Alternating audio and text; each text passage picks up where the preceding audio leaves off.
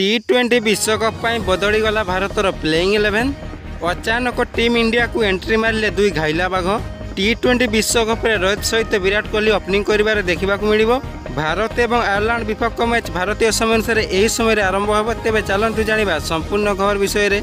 चलित वर्ष वेस्टइंडिज और अमेरिका T20 विश्वकप आयोजित होता बेले आसंता जून 5 तारिख में इंडिया और आयरलैंड मध्य T20 विश्वकप 2024 मैच अनुष्ठित होबार अच्छी।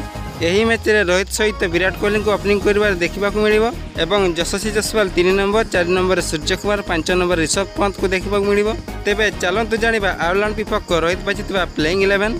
रोहित शर्मा, विराट कोहली, यशस्वी जसवाल, सूर्य कुमार यादव, ऋषभ पंत, शिवम दुबे, हार्दिक पांड्या, अक्षर पटेल, कुलदीप यादव, अर्शदीप सिंह, जसप्रीत बुमराह, युजवेंद्र चहल। T20 विश्वकप समस्त मैच भारतीय समय अनुसार संध्या 8 खेल आरंभ हो। तो फ्रेंड वीडियो भल लगी वीडियो को लाइक करूँ।